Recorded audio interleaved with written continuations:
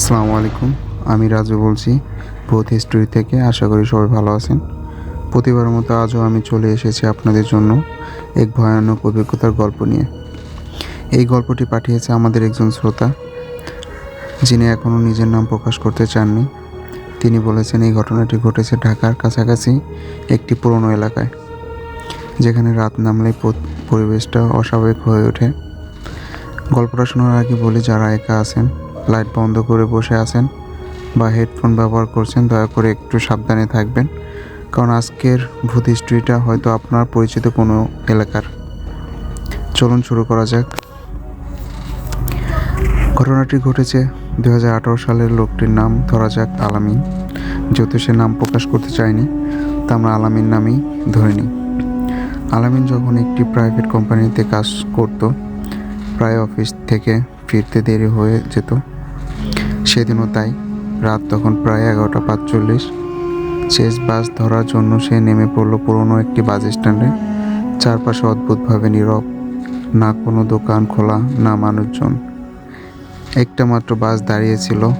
বাসে উঠেই আলামিন খেয়াল করলো বাসটা প্রায় ফাঁকা। ড্রাইভার, হেল্পার এবং পিছনের সিটে বসে একজন মহিলা।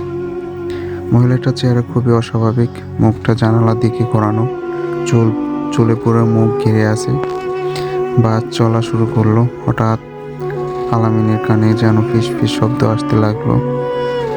চারিদিকে খুবই অন্ধকার।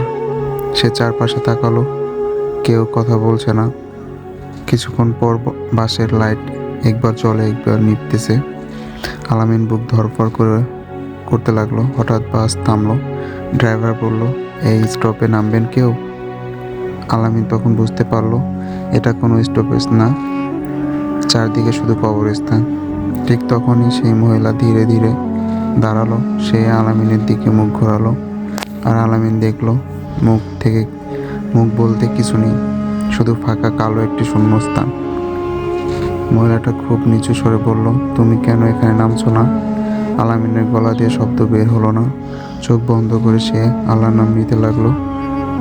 পরের মুহূর্তেই একটা জোরে ব্রেকের শব্দ। চোখ খুলে দেখে সে রাস্তায় পড়ে আছে, ভেতরে আলো ফুটছে, লোকজন তাকে ঘিরে আছে। একজন বৃদ্ধ বলল, ভাগ্য ভালো বাবা, শেষ বাসটা তো 10 বছর আগে অ্যাক্সিডেন্টে পুড়ে গিয়েছিল, সব যাত্রী মারা গিয়েছিল। আলামিন তখন বুঝলো সে যাত্রী ছিল একটা ভুতুড়ে বাসের। আজও আলামিনের আর কখনো রাতের শেষ বাসে ওঠে না। তো গল্পটা ছিল এই পর্যন্তই। যদি ভালো লাগে অবশ্যই আমাদের সাথে থাকবেন। ধন্যবাদ, ভালো থাকবেন। এবং এরকম ভূতের গল্প পেতে হলে আমাদের চ্যানেলটিকে অবশ্যই সাবস্ক্রাইব করে রাখবেন, ঠিক আছে? আর আপনারা যদি গল্প পাঠাতে চান আমাদের সাথে যোগাযোগ করবেন, এবং আপনাদের সাথে ঘটে যাওয়া গল্পগুলো আমাদের সাথে শেয়ার করতে পারেন, এবং সেটি আমরা আমাদের গল্পের মাধ্যমে তুলে ধরবো শ্রোতাদের সাথে, ঠিক আছে? ধন্যবাদ, ভালো থাকবেন। আল্লাহ হাফেজ।